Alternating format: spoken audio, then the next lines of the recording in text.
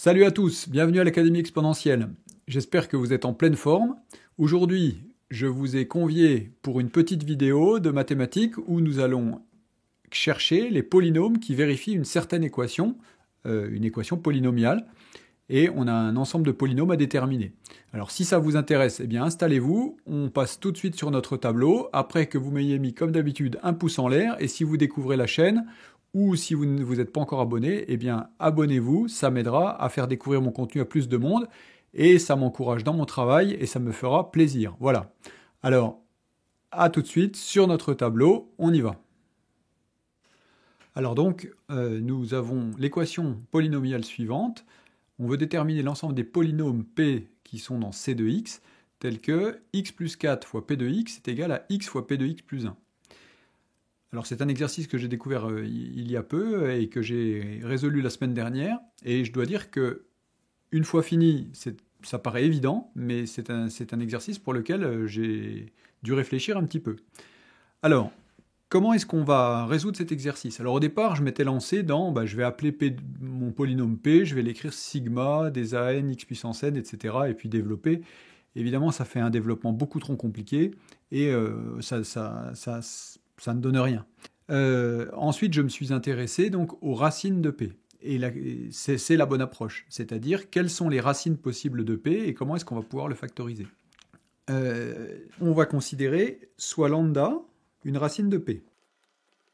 Alors, qu'est-ce qu'on peut dire? On peut dire que lambda plus 4 fois P de lambda est égal bien sûr à 0, puisque lambda est une racine de P, et c'est aussi égal à lambda P de lambda plus 1.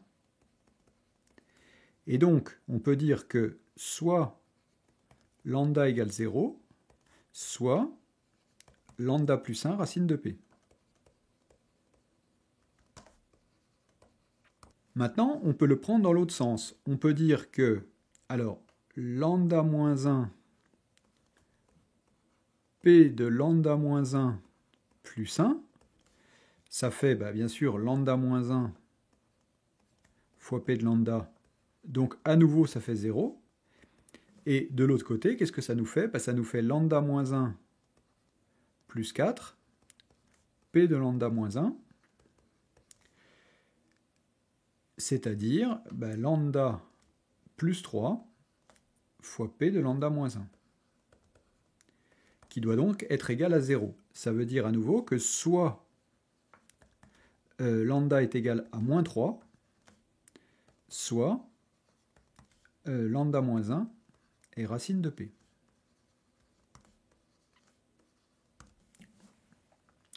Très bien. Alors, à quoi ça va servir ça? En fait, on va s'appuyer sur les résultats bien connus qui nous dit que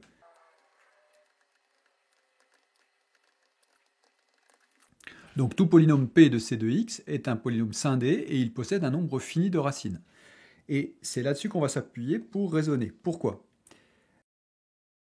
Donc si lambda n'est pas dans l'ensemble 0, moins 1, moins 2, moins 3, eh bien on va pouvoir créer une suite infinie de racines de P. Alors comment ça? Alors prenons un exemple simple.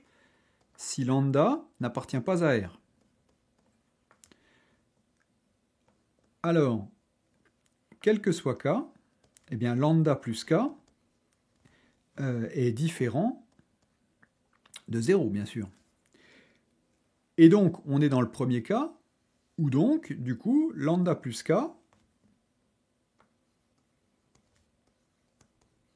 va être racine de P. Alors on fait ça par itération, bien sûr, donc on a lambda plus 1 qui sera différent de 0, donc racine de P, ensuite lambda plus 2 qui sera différent de 0, donc racine de P, etc., etc., et de proche en proche, on va créer comme ça une suite infinie qui va être l'ensemble des lambda plus K, qui sera une suite infinie de racines de P. Donc ça, c'est impossible.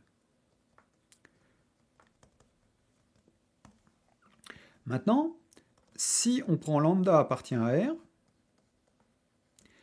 et alors il va falloir distinguer deux cas, donc soit on va faire lambda moins 1, soit on va faire lambda plus 1. Alors, si on prend lambda qui appartient à R et lambda qui est strictement négatif, eh bien, qu'est-ce qu'on peut dire? Comme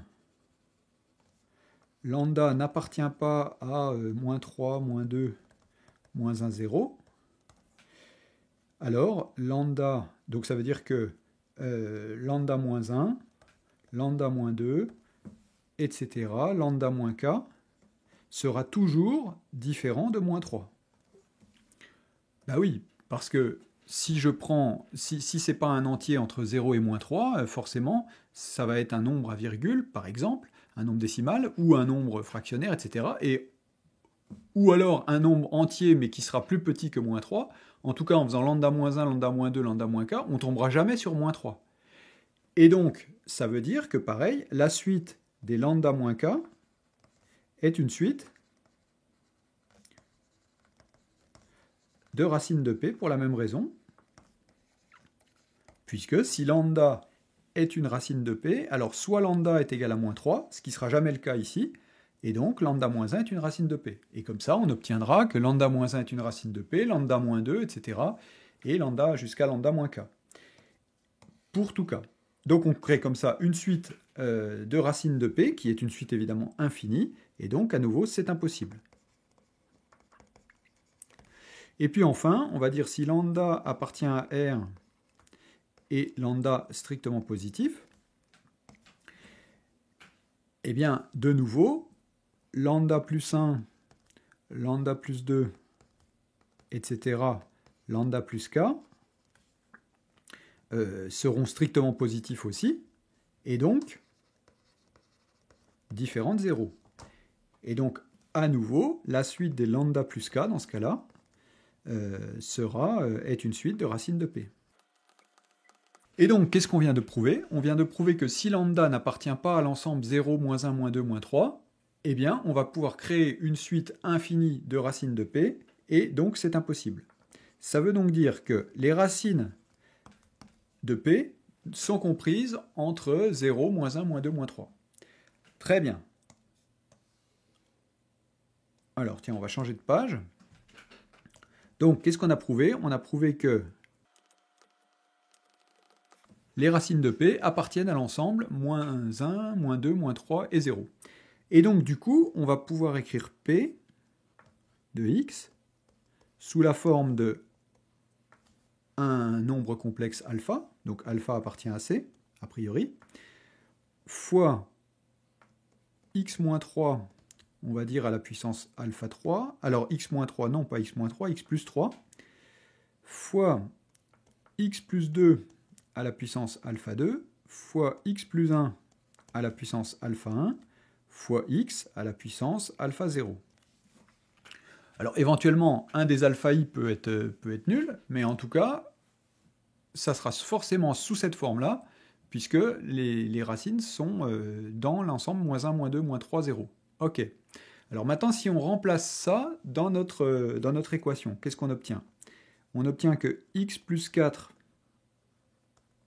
fois p de x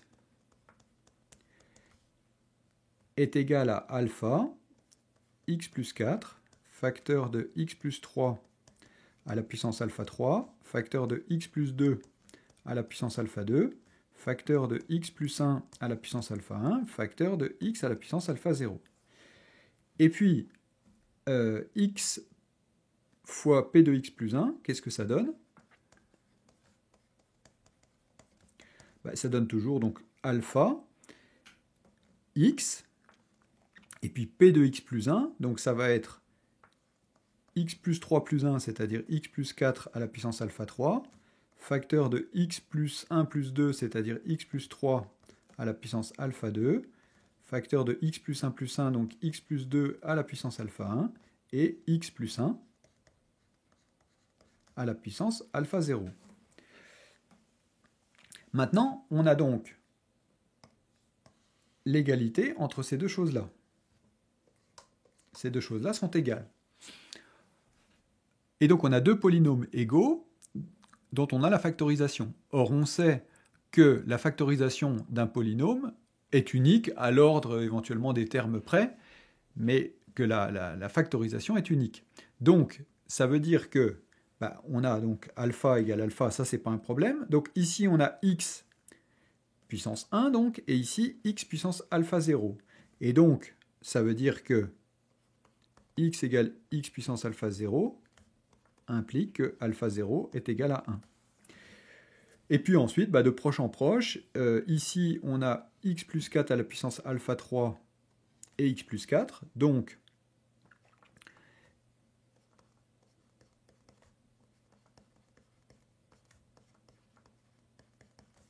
alpha 3 est égal à 1.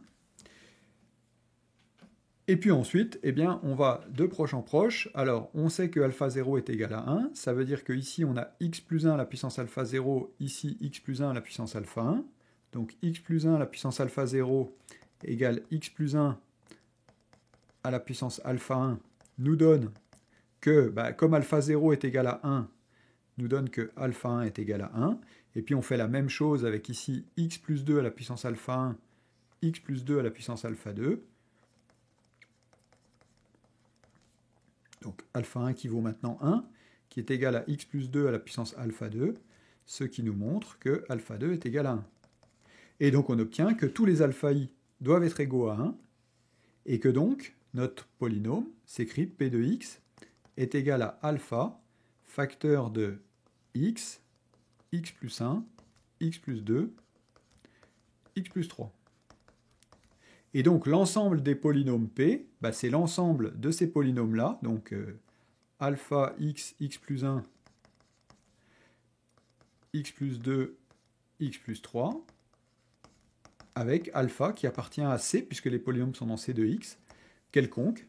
Donc c'est tous les polynômes qui sont multiples du polynôme x, x plus 1, x plus 2, x plus 3.